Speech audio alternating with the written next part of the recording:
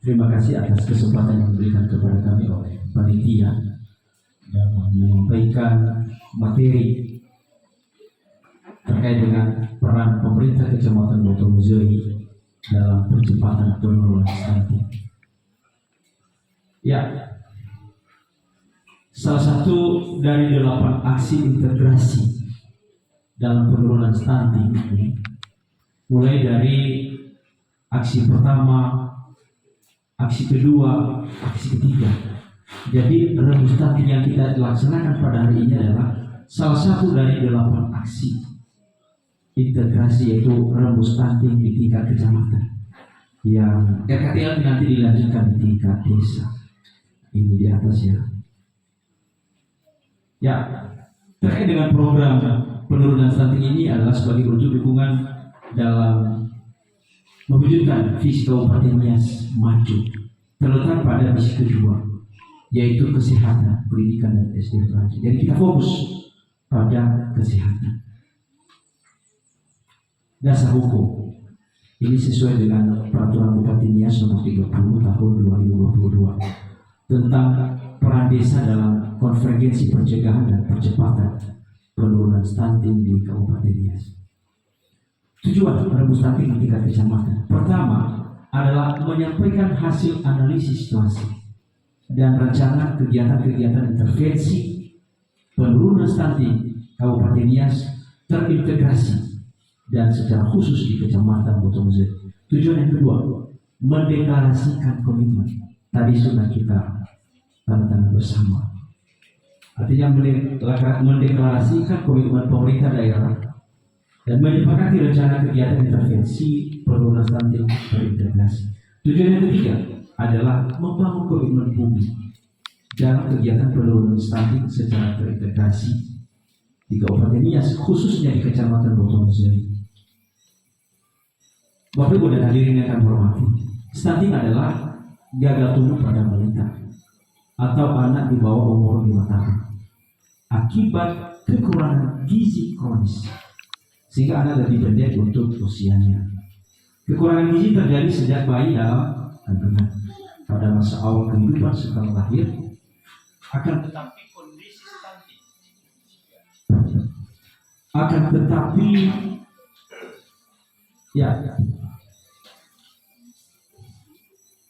kekurangan gizi terjadi sejak bayi dalam kandungan pada masa awal kehidupan setelah lahir, akan tetapi kondisi stunting baru tampak setelah berusia 2 tahun.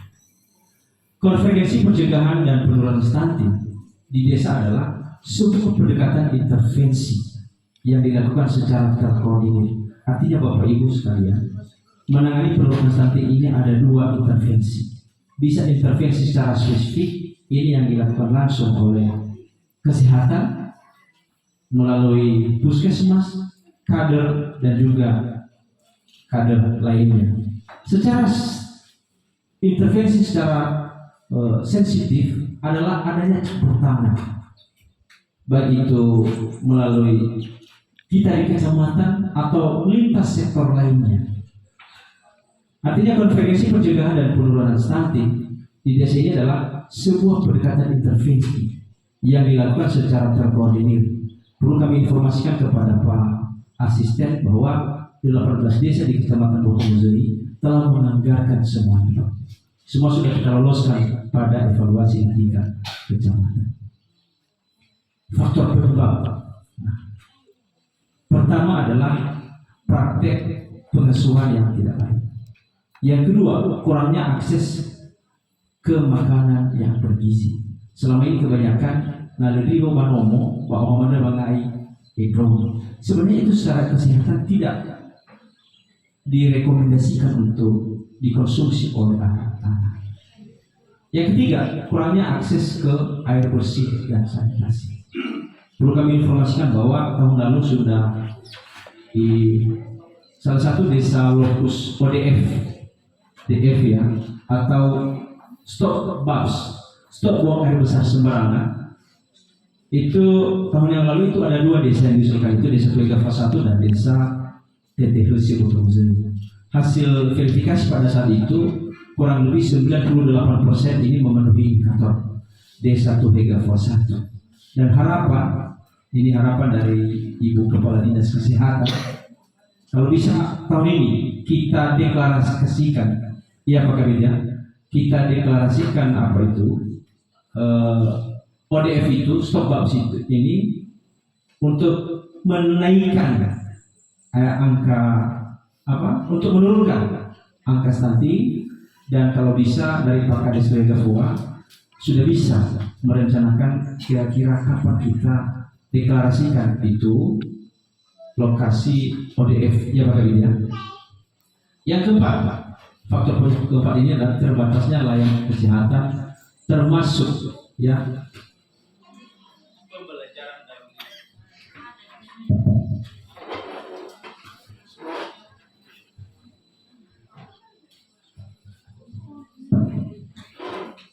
ya, apa saja dampak stunting.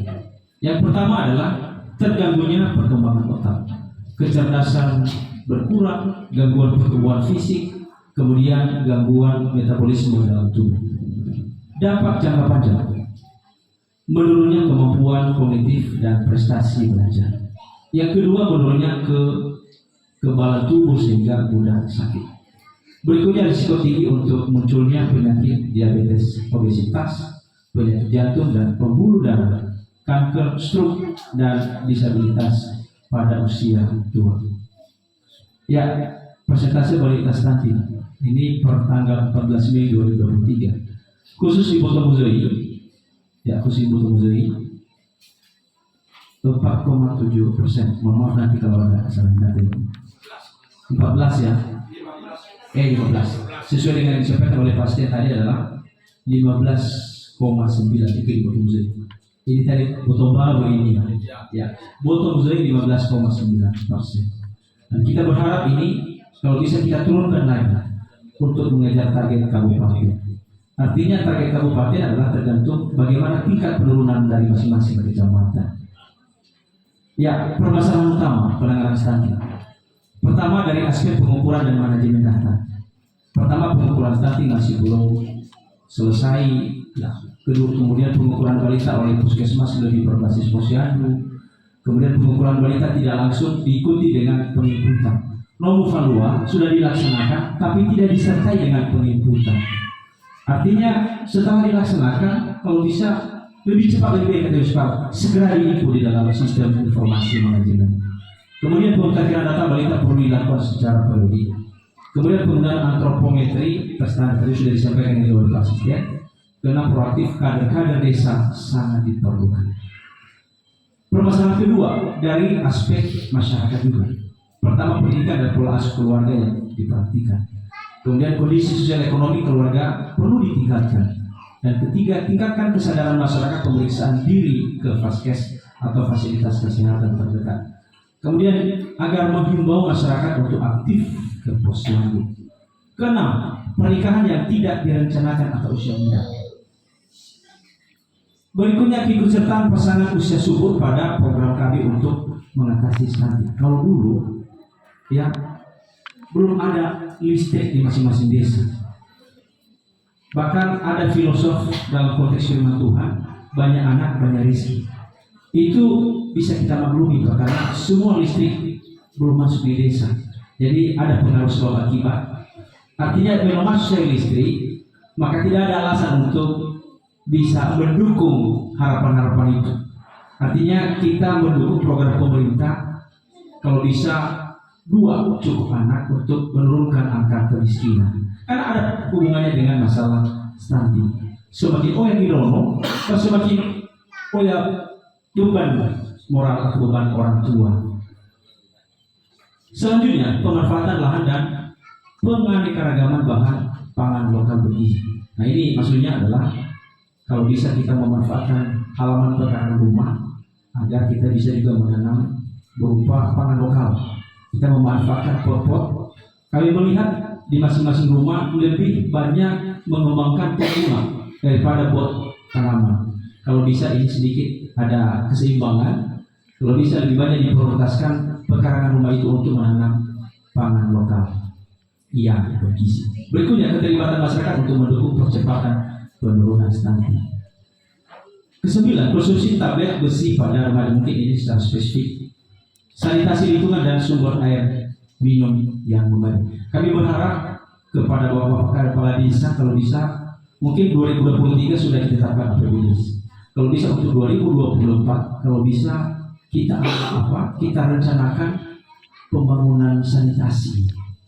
Atau setidaknya masing-masing warga kalau bisa diprogramkan pembangunan jamban. Ya, puji Tuhan di Kecamatan Boto Musik ada 5 lokus stunting atau desa lokus stunting sesuai dengan surat keputusan Bapak Bupati Nias, yaitu yang pertama Desa Hidigodo Boto Musik, Desa Boto Musik, Balagiri Boto Musik, TTPC Boto Musik, dan Desa Talang. Peran kecamatan. Ya, peran Kecamatan Boto Musik dalam mengintervensi penurunan stunting adalah perlu kami informasikan bahwa bicara tentang intervensi ini berasal dari bahasa Latin, artinya intervenir, artinya untuk hadir di antara atau menyelam. Menurut Kamus Besar Bahasa Indonesia, intervensi adalah campur tangan dalam perselisihan antara dua pihak. Intervensi dimaksudkan untuk membuat keadaan menjadi lebih baik. Dasar pemerintah kecamatan dalam melakukan intervensi secara regulasi adalah tertuang di dalam Perbu Nomor 4 Tahun 2023 tentang pedoman penyusunan APBD di Bapak Media tahun anggaran 2023. Nah, amanat pada regulasi tersebut, penggunaan salah satu sasaran penggunaan dana desa untuk program prioritas nasional adalah pencegahan stunting untuk mewujudkan desa sehat dan sejahtera. Nah, di antara 5, salah satunya adalah pencegahan stunting. Jenis kegiatan yang diintervensi: pertama, kesehatan ibu dan anak. Yang kedua, konseling gizi. Kemudian pencegahan stunting di desa. Pendidikan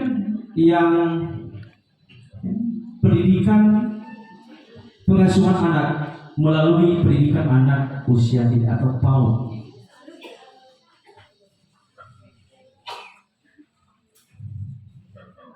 Ya, jenis kegiatan yang diintervensi.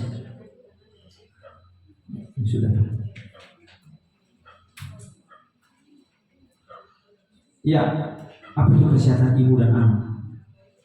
Yaitu telah melakukan intervensi kegiatan dan penganggaran pada kegiatan posyandu. Saya yakin 18 desa sudah menganggarkan semuanya. Kemudian pemberian vitamin kepada ibu hamil dan ibu menyusui. Kemudian pemberian vitamin kepada bayi, balita, anak. Kemudian pemberian makanan tambahan kepada ibu dan anak. Kemudian pemberian susu untuk ibu hamil, menyusui, bayi, dan balita. Sedangkan peran desa, terdapat 5 peran pemerintah desa. Yang pertama, sebagai kolaborator. Apa itu kolaborator? Artinya berkolaborasi, menggabungkan diri dengan sistem yang telah ada untuk menjalankan berbagai aktivitas. Artinya kolaborasi antara pemerintah desa dengan tim penggerak PKK.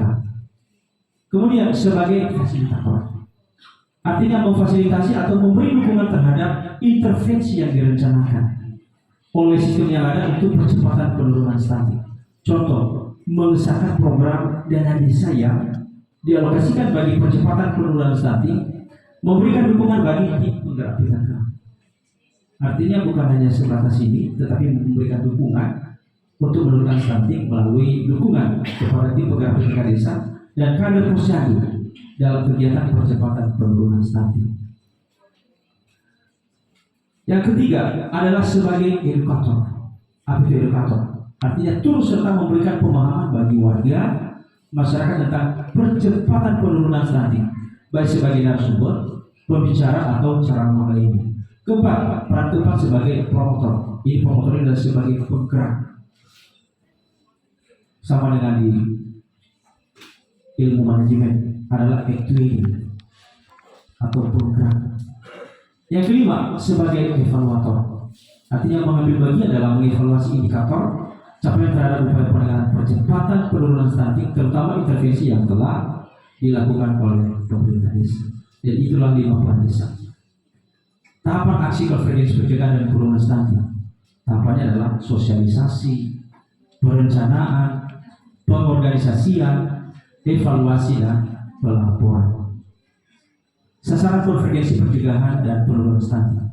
Pertama adalah sasaran prioritas konvergensi pencegahan dan penurunan stunting adalah ibu hamil, ibu nifas, ibu menyusui, dan anak usia 0 sampai 23 bulan, atau rumah tangga 1000 hari pertama kelahiran atau 1000 HPK.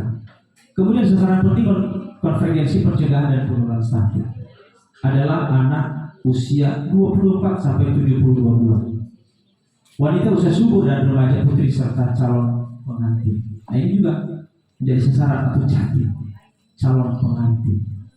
Kemudian kegiatan pencegahan stunting di desa dituangkan dalam 5 paket layanan, yaitu pelayanan kesehatan ibu dan anak, konseling gizi terpadu, sanitasi dan air bersih atau jamban, perlindungan sosial, dan pendidikan anak usia dini. Ya, barangkali sekian, dan terima kasih atas perhatian. Kami ucapkan terima kasih. Baik.